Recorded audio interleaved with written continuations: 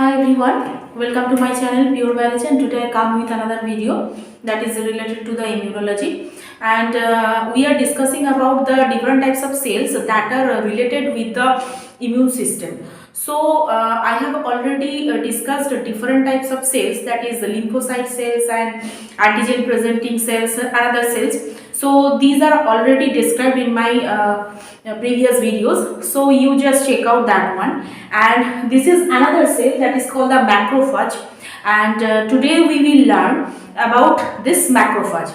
And before going to this topic, I want to say thank you to all of you who have subscribed my channel, and I request you just press the bell icon after subscription for getting the all notifications that is coming from, or that is I uploaded for my channel. Okay, so that is the macrophage. Let's start. So what is macrophage? The macrophage actually, when hematopoiesis process is occurring in the bone marrow, the granulocyte and the monocyte progenitor cell, not proper granulocyte or monocyte, the progenitor cell, granulocyte and monocyte progenitor cells that differentiate into promonocyte. Okay, and after the formation of the promonocyte that leave the bone marrow and enters the bloodstream, okay, to transform into mature monocytes. Okay, so what is happening here? First, you totally understand this actual what is saying here. Okay, actually it is saying here that the granulocyte and the monocyte progenitor cell, okay, granulocyte and monocyte progenitor cell that differentiate into promonocyte, and after the formation of the promonocyte, they never remain within the bone marrow. Okay, they leave from this bone marrow in the bloodstream. Clear? And then they try to transform into mature monocytes. Clear?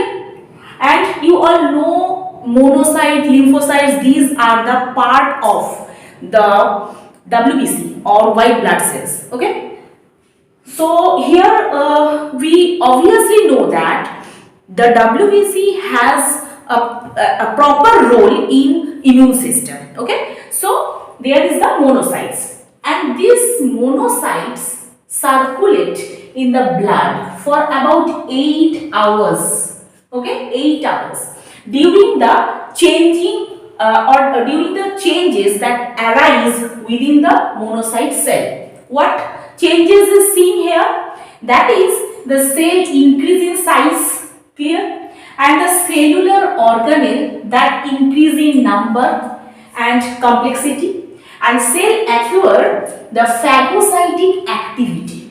Okay, and cells produce a higher level of hydrolytic enzymes, and also they are capable to secrete a variable of soluble factors, and ultimately becomes differentiated into macrophages. So when we call the monocytes macrophages, when some changes that are very needed for the monocyte that is completed properly, then we will call them the macrophages. Clear? So what changes we are seeing here, or the paragraph is saying here that number of organelle and complexity that increase within the cell increase in size, okay, some higher level of hydrolytic enzymes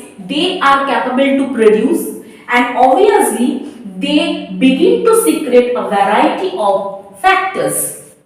Okay, so here the actual role of the macrophage is to engulf the foreign particles, and that is possible when they can produce different types of hydrolytic enzymes. So when the monocytes are capable to produce the hydrolytic enzymes, in the cell, within the cell, and some another factors that help them to phagocytose the foreign particles, then we will call them the macrophages. Okay, and after formation of the macrophages, so what is saying here that the pre-monocyte, the as we assume the actual flowchart, first here the promonocyte that form the mature monocyte, and from mature monocyte the macrophages are formed. Okay, so promonocyte,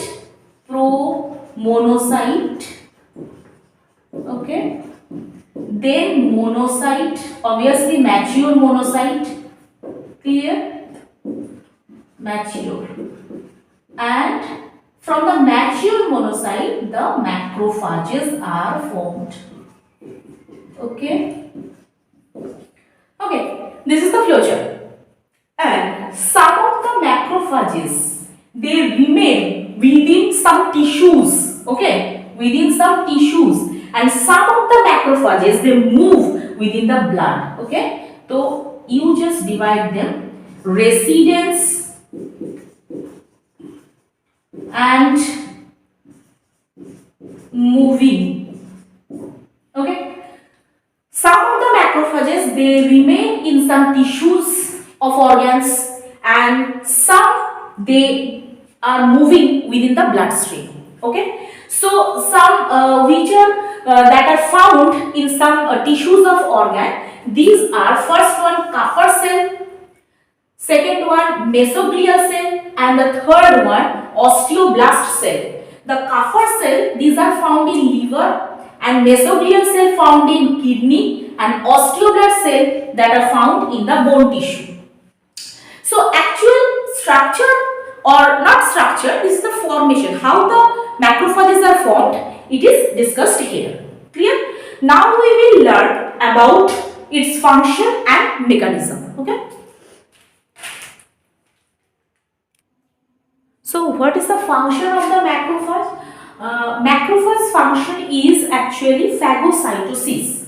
So phagocytosis means in response to the foreign antigen, macrophage gets activated and then destroys them. Clear? First, when the foreign particles, sorry for the disturbances, like that some sounds coming from the outside, so please ignore and listen to me only. And what is saying that when the foreign particles that enters, the macrophages getting responded by the entering of the foreign particles. Clear? And they activate it, and after activation they try to destroy them. Okay. Next, what are the targets? That means the actual antigens or the foreign particles which are on which the macrophages they generally function, or they try to destroy them. Clear? So target cells are, first, antigen like whole microorganisms, insoluble particles, injured and dead host cells, and activated clotting factors or cellular debris. So these are the target cells actually on which the macrophages are acted, or they function on them to kill them, or to it just help to kill them. Clear? Next we will learn the mechanisms of the macrophages. So mechanism means how they try to destroy the foreign particles. These are the procedure. Okay. First one is the chemotaxis. Second one is the adherence. Third one is the ingestion. And fourth one is the digestion. And the last one is the exocytosis. Exocytosis. Clear? Exocytosis. Okay. So what is called the chemotaxis? Chemotaxis, actually, this is the process where the macrophages are attracted and move towards a variety of the target substances. So What I'm saying here, that when the foreign particles enters then in the host cell, then the macrophages gets activated and they attracted towards the target substances. Okay, this is the first one. Second one, adherence, that means the attachment of the macrophages with the foreign particles. Here the target substances that get attached with the macrophage membrane by the receptor ligand complex formation. Okay, here is a particular role of receptor is seen. That means there are the membrane of the macrophage cell, and where we will see some receptors on which the antigen generally bind. Okay, and in that way they form the ligand complex. Okay, ligand receptor ligand complex. Okay, that means ligand means what? That means these are the substances that present on the receptor on which the foreign particles try to bind. Okay, so the ligand means particular substances that present on the receptor on which the foreign particles attached. Okay, in that way receptor ligand complex formed. Third one is the ingestion. Ingestion means adherence induces pseudopodia to extend around the adhered objects and fuse to endorse the object within the membrane bound structure called the phagosome. So what is saying here, that after the formation this ligand complex formed, and what is happening after that, that pseudopodia they extend around the adhered objects. That means this object. Okay, this complex. Okay, adhered objects and fuse to endorse the object within a membrane bound structure called the phagosome. That means when the attachment is totally completed, then pseudopodia arise surrounding this cell and endorse within the phagosome. Okay, endorse them within the phagosome, like that. This is okay. Suppose this is the attachment. Okay, this is the cell, and here the attachment is possible. So the pseudopodia arise from and for endosed them. Okay, endosed them. The complex is totally endosed within the phagosome. Clear? And this is called the ingestion.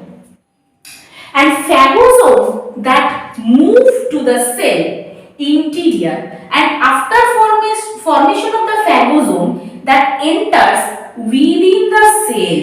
Clear? Within the cell.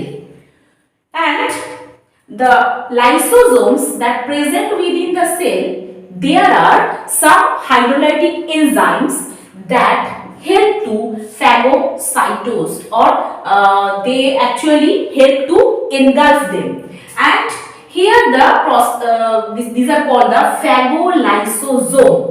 That means these hydrolytic enzymes that present within the lysosome, then these lysosomes are known as the phagolysosome. Clear? These are called the phagolysosomes. And this process of engulfing or destruction process is occurring in two ways. One is oxygen dependent pathway, another is oxygen independent pathway. Here in the first case, when this is possible, this digestion is possible by the oxygen intermediates, with the help of obviously oxygen intermediates. An example is that H2O2, oxygen, both are needed.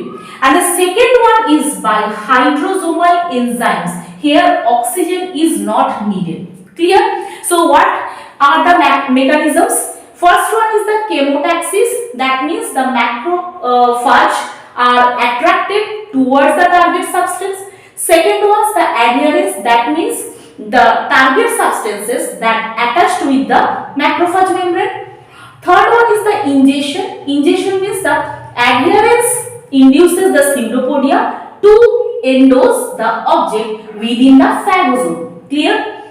And the last one is that phagosome move to the cell interior or within the cell and ultimately gets fused with the lysosome. And here the lysosome secretes some enzymes, to which lysosomes that are capable to form the enzymes known as the phagolysosomes. So fused particle when attached with the phagolysosome, then they are destroyed in two ways: by reactive oxygen intermediates or by hydrosomal enzymes.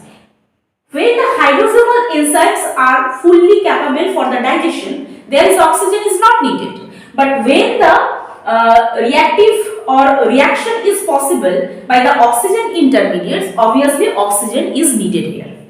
And the last one is the exocytosis. And after the destruction of the invaders or the foreign particles, the cellular debris are used off from the cell by exocytosis in form of vesicles. Okay. So exocytosis formation is seen here with the remaining parts of the foreign particles. That means suppose the membranous particles. If you can say the not particles, you can say the membranous part of the cell. These are known as the debris, and these are used off, okay, from the cell by exocytosis process and in form of vesicles. Clear?